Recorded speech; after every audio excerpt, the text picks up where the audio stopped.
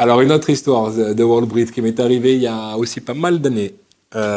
C'était dans les années du commencement, où je devais faire à Paris, justement, des jeunes, mais qui étaient très très loin. Et donc, je me suis dit, maintenant, pour les approcher, le mieux, c'est qu'ils soient présents lors d'une conférence où on explique un petit peu ce que l'on fait et qu'ils viennent en tant que lambda, visiteurs, quoi. Comme ça, personne n'est au courant, etc. Et ça va se fondre dans la masse. Mais je savais que si je faisais ça dans une synagogue, ils viendraient jamais parce que les types, ils étaient trop loin pour franchir la porte d'une synagogue. Donc, j'étais dans ma tefila le matin et je me suis dit, tiens, j'ai une idée, ce que je vais faire. Je vais demander aux gars, il y avait un groupe qui étudiait la Gemara après la tefila. Et je vais leur demander, peut-être qu'il y en a un qui accepterait que je fasse la conférence chez lui, quoi. On fait une mini-conférence comme ça. Alors, il y en a un qui lève la main. Alors, je demande au Rav d'abord, est-ce que vous me permettez de présenter la chose? Voilà le cas, voilà ce que j'ai besoin.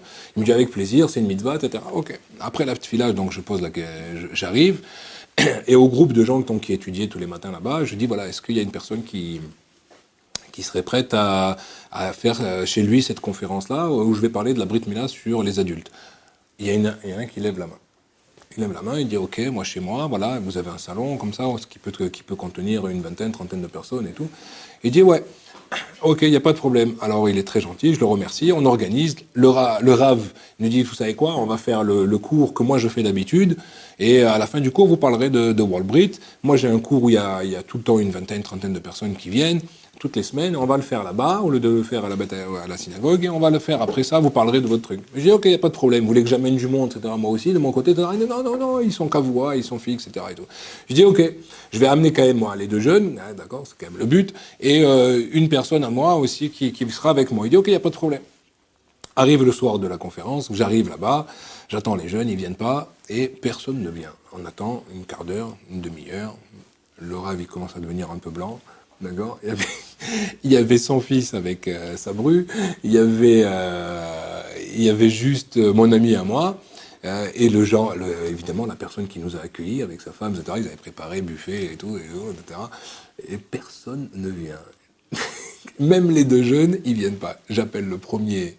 Il me dit non, non, j'ai dû partir, je m'excuse, je suis à l'aéroport, je dois partir d'urgence à Los Angeles ou je sais pas où. Allez hop, raté. Le deuxième, il me filtre, il répond plus, et je me retrouve comme ça, finalement, avec le Rav, le Balabaït, mes amis. Mais je me suis dit, bon, maintenant qu'on est là, c'est pas grave, on va présenter le truc, quoi. Moi, j'avais entendu une fois une histoire, comme quoi il y avait un Rav à Zichron Moshe. Zichron Moshe, si vous connaissez, c'est un shtibler qui a sur Géoula, là-bas. Et il y avait un Rav qui donnait tout le temps un chiour de feu, d'accord. Il criait, il hurlait, etc., avec les gens qui étaient là, tac, tac, qui donnaient son cours. Et un jour, il est allé là-bas et il y avait personne. Il y avait personne qui est venu au chiour. Et c'est un chiour qui donnait tous les jours, quoi. Et alors, qu'est-ce qu'il a fait? Il a fait le chiour. Il a fait le chiour tout seul. Tac, tac, comme ça, et la truc, la gamme dit comme ça, et voilà, et le midrash, il ramène, tac, tac, tout seul. Il est fini, il ferme son beau bouquin, il s'en va. Et alors après, qu'est-ce qui se passe? L'histoire raconte que des années plus tard, il y a un type qui l'arrête dans la rue. Il dit, dites-moi, c'est vous le Ravintel? Et il lui dit, ouais, ouais, c'est moi. C'est vous qui donniez, il y a 10 ans, des chiorim comme ça. Il dit, oui, oui, je donne toujours ce chiot, etc., il n'y a pas de problème. Il dit, vous vous rappelez une fois qu'il n'y avait personne et vous avez quand même donné les chiots? Ah oui, je me rappelle, c'est la seule fois de ma vie où je donnais les chiots devant personne. Eh ben, sachez que moi, j'étais dans les Zrat Nashim pour dormir, vous m'avez réveillé avec votre truc, mais ce cours, il m'a fait faire tchouva. Alors, je me suis rappelé cette histoire, je me suis dit, tant, alors c'est jamais pour rien. Alors, viens, on va faire le truc. Donc, j'ai commencé à faire ma conférence, présenter Wallbreed, ce qu'on fait, comment, pourquoi, etc., etc. Top, je finis. Mais là, les jeunes ne sont pas venus, je demande pardon. Le Balabaït, il avait préparé son truc pour rien, etc. Le Rav, il s'est excusé 1000 fois, il ne savait pas comment, il n'arrêtait pas pendant tout le truc à envoyer des textos, venez, venez. Et personne n'arrivait. Mais bon, on a fait la chose comme ça, je suis reparti. Alors moi, en plus, je vous dis pourquoi ça m'avait fait beaucoup de peine, c'est que non seulement j'avais raté ces jeunes, mais en plus j'avais décalé mon voyage de retour pour ces jeunes. Parce que je leur avais dit, est-ce que tel jour vous pouvez faire, jeudi soir? C'était jeudi soir. Ouais, c'était, je crois, un jeudi soir, je crois qu'on avait fait ça. Et le mercredi soir, je crois que ou le mardi soir, c'était l'Akba Omer, un truc comme ça, d'accord. Et eux, j'avais tout calé par rapport à eux, d'accord. Et moi, donc, j'avais raté l'Akba Omer, rien que pour faire cette conférence. Et j'étais pas avec ni ma famille, ni mes enfants, etc. Alors que d'habitude, c'est quand même une soirée assez spéciale. J'ai dit, bon, j'ai demandé la permission à mon épouse. Elle m'a dit, OK, si c'est pour les brites, etc., il faut le faire. Et donc, j'avais doublement l'angoisse, quoi. C'est-à-dire que non seulement j'avais raté le truc, mais en plus, ils n'étaient pas venus. Bon, j'ai dit à Coletova. Je rentre chez moi, le Shabbat, etc. et tout. Dimanche midi, je reçois un coup de téléphone. Je dis voilà, allô, oui, Afkadosh, oui, comment allez-vous? Voilà, c'est un tel. Ah, c'est le monsieur qui nous avait reçu pour la conférence, d'accord? J'ai dit ah magnifique. Comment allez-vous, etc. Et tout. Il dit ouais, je voudrais, voilà, je suis à Jérusalem, je suis à Tel Aviv, là, je vais venir. Je viens d'arriver, je dois passer par Elat, mais je voudrais d'abord venir à Jérusalem. Je dis venir avec plaisir, venez à la maison, vous voulez prendre un pot? Non, non, non, je voudrais que vous me fassiez la Brit Mila. Je dis quoi?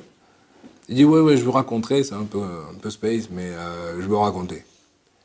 Alors je dis attendez, je vais vous chercher là. Je suis parti à l'aéroport, je suis allé chercher le gars, il était avec son épouse. Et je lui dis mais alors moi, imaginez le gars qui est quand même au Beth Midrash tous les jours, quoi. Je veux dire, même si c'est des balais bâtiments, c'est pas des gens, d'accord, c'est pas la yeshiva, mais je veux dire, c'est quand même quelqu'un qui étudiait. Et je dis mais c'est quoi l'histoire? Il me dit écoutez.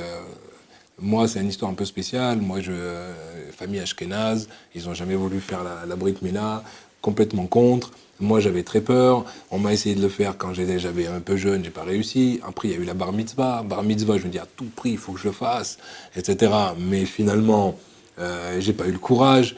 Ensuite, j'ai grandi comme ça. J'avais cette angoisse là parce qu'à chaque fois, je savais qu'il fallait le faire, je l'ai pas fait.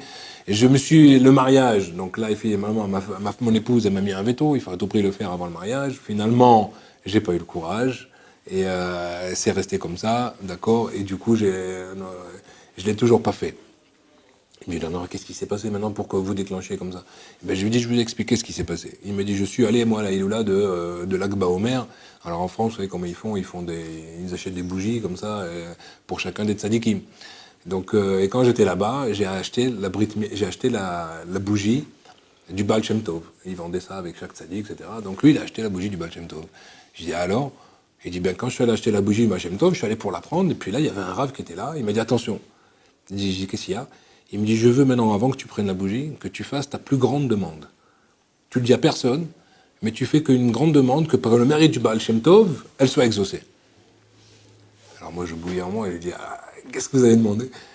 Il dit, eh bien, écoutez, j'ai demandé et j'ai supplié qu'avant le Lag Baomer d'après, j'ai pu savoir faire ma Brit Mila. Et j'ai alors, il dit, alors le lendemain matin, vous êtes venu au Beth Midrash pour proposer la conférence. On n'avait jamais parlé de Brit Mila pour adultes dans ce Beth Midrash.